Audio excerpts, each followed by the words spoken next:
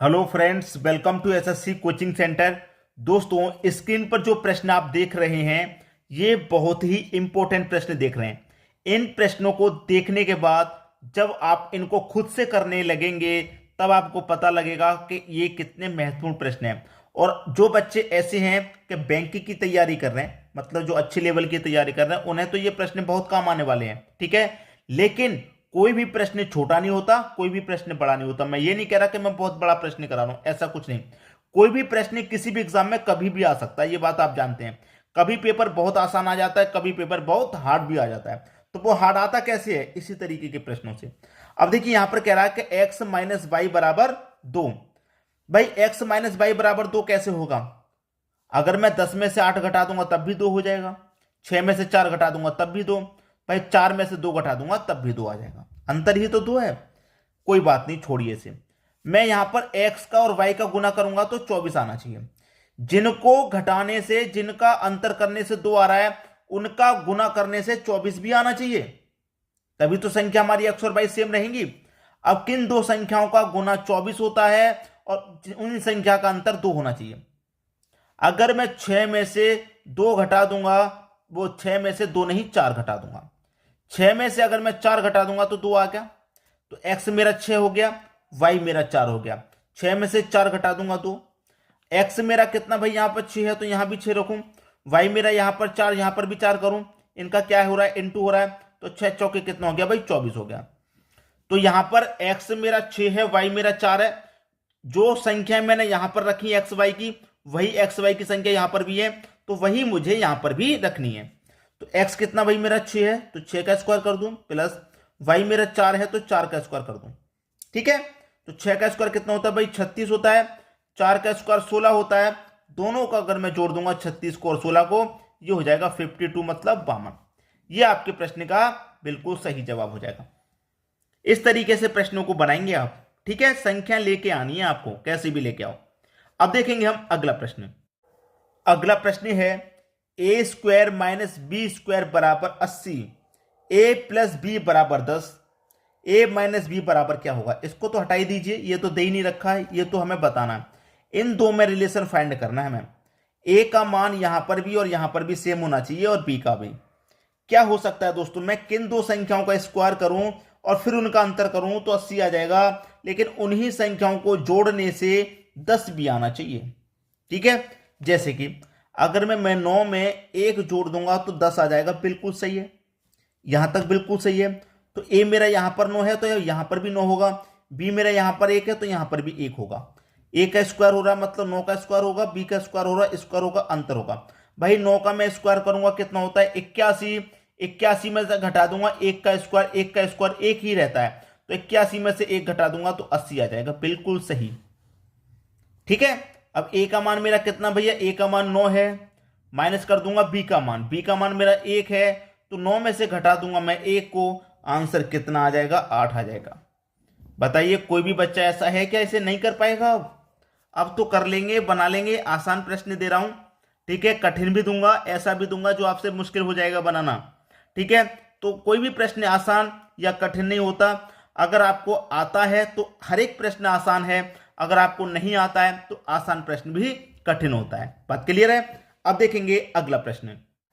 अगला प्रश्न है ए प्लस बी बराबर 5, ए गुने बी बराबर 6, तो ए स्क्वायर माइनस बी स्क्वायर बराबर क्या होगा? भाई, किन दो संख्याओं को जोड़ने से 5 होगा? उन्हीं संख्याओं का गुना करके 6 भी होना चाहिए। तो ये तो आसान सा प्रश्न है भाई। भाई, किन दो संख्याओं का गुना 6 आता है? 2 का गुना 3 से करेंगे 6 आता है।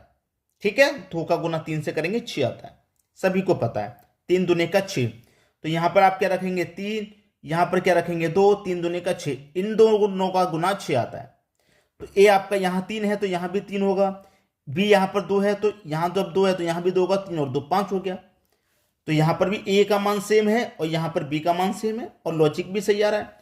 तो ए मेरा कितना भाई? 3 है, तो मैं 3 का वर्ग कर दूं क्योंकि ए का वर्ग दे रखा है, माइनस बी का वर्ग। बी मेरा 2 है तो 2 का वर्ग कर दूंगा। 3 का वर्ग 9 हो जाएगा, 2 का वर्ग 4 हो जाएगा, 9 में से 4 जाएगा, आंसर 5।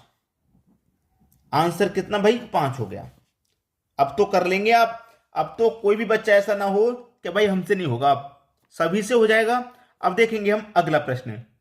अगला प्रश्न है a का क्यूब माइनस बी का क्यूब बराबर 56 होना चाहिए, a माइनस बी बराबर 2 होना चाहिए, ठीक है, और फिर a square plus B square बराबर क्या।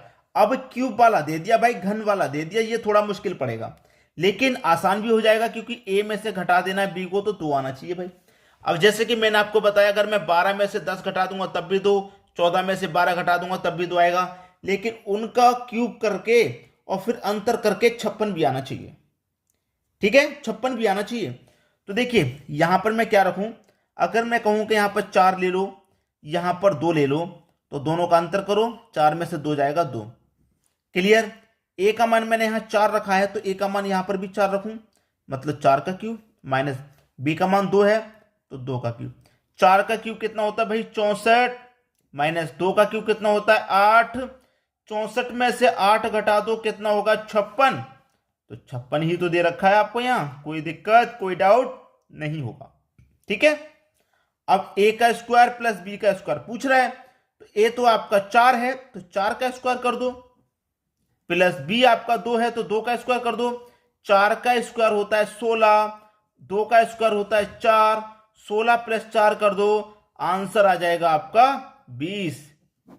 बताइए हो पाएगा कि नहीं हो पाएगा। अब तो सभी बच्चे कर लेंगे, किसी को भी ऐसा तो नहीं है कि नहीं हो पाएगा, आसानी से बन जाएगा। अब देखेंगे हम अगला प्रश्न। अगला प्रश्न है a का क्यूब माइनस बी का क्यूब बराबर 117 है, a प्लस बी बराबर 7 है, a square plus B square बराबर क्या होगा, ये पूछ रहा है। ये भी क्यूब वाला है। अब हम कौन सी संख्याओं को लें जिनको जोड़ने से 7 हो जाएगा और उनके वर्ग नहीं, क्यूब करने के अंतर कितना होगा 117, ठीक है। देखिए अगर मैं 5 का क्यूब करता हूं तो 117 से ज्यादा होता है, 125 होता है 5 का क्यूब, ठीक है। और कितने का घटाऊं क्यूब के 117 हो जाए, तो 2 का क्यूब घटाऊंगा 8, 25 में से 8 घटाऊंगा 117, हिंट मिल गई।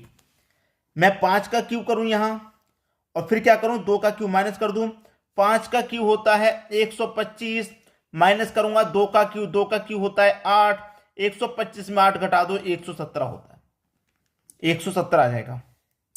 ए का मान कितना रखा 5, तो यहां पर भी ए का मान 5 रखो, बी का मान 2 है तो यहां पर भी 2 रखो, 5 प्लस 2 कितना हो जाएगा भैया 7 हो जाएगा, 7 ही दे रखा है।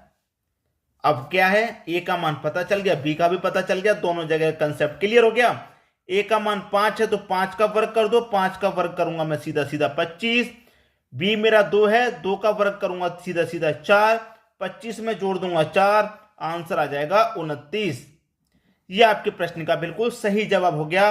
वीडियो को अधिक से अधिक शेयर करना है, जो बच्चे कोचिंग सेंटर तक नहीं जा पाते उन तक वीडियोस को पहुंचाना है। बात क्लियर है। रेगुलर वीडियोस देखते रहिए, अच्छे से तैयारी होगी और सभी कंसेप्ट आसानी से समझ में आएंगे। कहीं पर ऐसा नहीं होगा कि हमें समझ में नहीं आ रहा। कमेंट कीजिए अगर कोई भी डाउट आपको लगता है तो। ठीक है दोस्तों, वीडियो देखने के लिए आपका बहुत बहुत धन्यवाद।